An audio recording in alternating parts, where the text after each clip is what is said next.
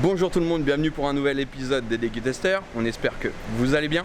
Aujourd'hui est une journée vraiment spéciale. On a été invité pour déguster le café sûrement le plus rare du monde. Et aussi le plus cher. On a vraiment hâte de déguster ça, vraiment voir ce que ça peut avoir de spécifique et la petite surprise, surtout comment il est effectué ce café. On est parti, suivez-nous et on va rejoindre Véronique Châtelier qui va nous présenter un petit peu sa boutique.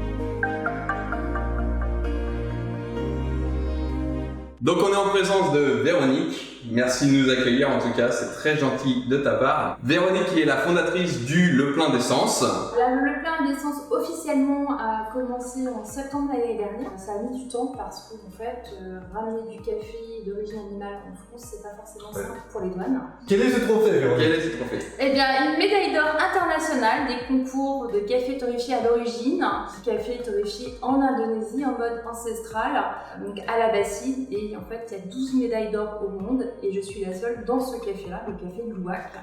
Et je remets mon titre en jeu pour 2019. Au mois d'octobre? Ouais, octobre. Okay. Croise les doigts. Alors, est-ce que tu peux nous expliquer un peu comment c'est fait en fait le café Luwak? En fait, le Luwak, c'est un animal, c'est un rongeur qui se balade dans les plantations de café, c'est un nuisible tout simplement. Donc le café, à la base, il n'y avait que les riches qui pouvaient consommer du café et les pauvres, eux, récupéraient ce qui tombait par terre ou ce qui passait dans le transit de l'animal. Le café du pauvre était le café de Luwak et qui aujourd'hui est devenu le café très haut de gamme parce que c'est le café le plus rare au monde. Et le secret de ce café, c'est le transit. Donc l'estomac est là pour malaxer, broyer. On a des acides qui mangent en fait la caféine du café et après ça passe dans le transit. Et la fermentation, ce sont des sucres. Et c'est des sucres qu'on trouve dans l'intestin. En fait, un animal en bonne santé met à peu près 3 à 5 jours pour digérer ce café. Ça sucre naturellement le café parce que l'animal ne se nourrit que de sucre. Donc des fruits du serpent, ça peut être des gousses de vanille, que des aliments sucrés. L'animal trouve ce qu'il a envie de manger. On se nourrit essentiellement de café, mais ça ne pousse pas toute l'année. Et donc on récupère ces petits trésors le matin dans les plantations. Donc là, elle est sous vide desséchée. Mais sinon, c'est très propre, très très vert. On voit les grains de café carrément. Voilà, et en fait, il y a 11 étapes avant de le consommer, je précise, pour que vous n'ayez pas peur. N'essaie pas de refaire ça chez toi, ça ne donnera pas pareil. Mais on les lave beaucoup.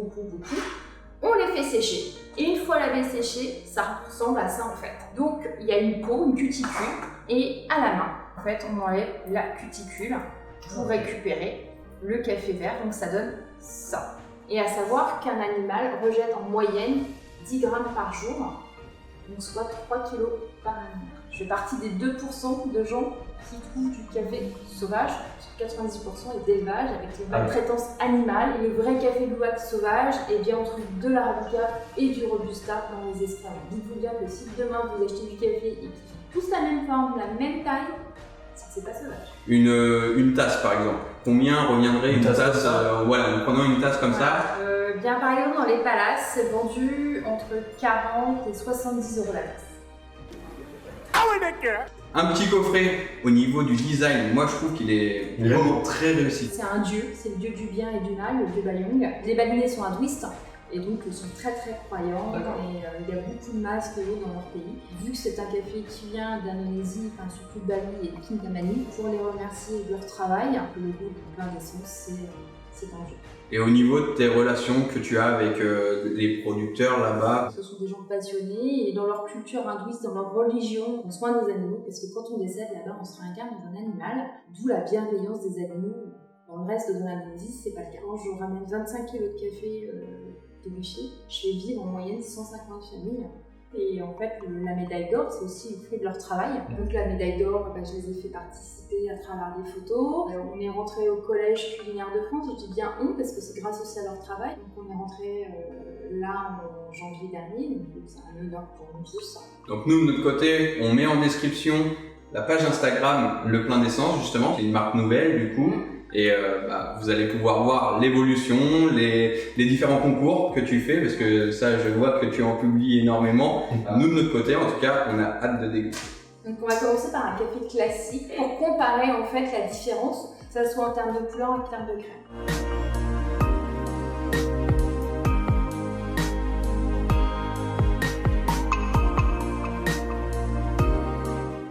Il faut d'abord commencer par le Louac.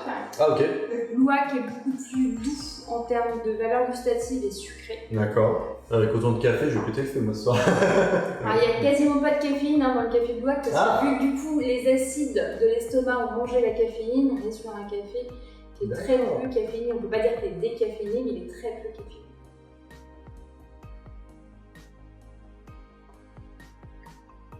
Alors, ça a effectivement rien à voir avec un café, avec le café que tu as chez toi, quoi. Il y a comme un petit goût fruité, en fait, ou je sais pas, un petit... Cacaoté.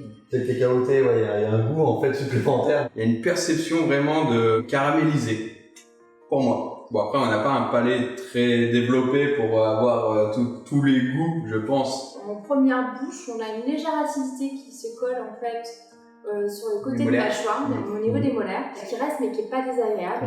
On a une première note un peu cacaotée, de cacao, et caramel en fait, parce que le sucre, quand tu le cuis à la torréfaction, ça se transforme en caramel. Honnêtement, le cacao, non, moi, c'est pas le palais. Voilà, je l'avoue, hein. Ça se travaille. Ça se travaille, ça s'affûte le palais. C'est dur à décrire pour nous, mais effectivement, le goût est complètement différent d'un café lambda, quoi. Alors, j'ai envie de dire quelqu'un qui n'aime pas le café. Il pourrait l'apprécier parce que c'est doux. Voilà. Le Copiloac, je ne grimace pas. On est sur quelque chose de plus doux. On est vraiment sur des goûts délicats. Ça va être compliqué de vous dire qu'il faut tester parce qu'on se doute que le niveau tarif c'est quand même assez élevé pour une personne lambda. Oui. Si vous avez vraiment l'occasion de le faire, ne restez pas sur un a priori que vous pourriez avoir, testez tout simplement. Et puis tu as raison, en fait, faut vraiment pas garder ça en tête parce que ça reste quelque chose qui est super intéressant en tout cas pour nous de tester ça, quoi. Donc je vous laisse déguster l'autre café qui est un café, on va dire pas lambda, ça reste un bon café. Ouais. Parce que nous, honnêtement, les consommations, c'est des trucs lambda, voilà. C'est l'or de maison du café, tu vois.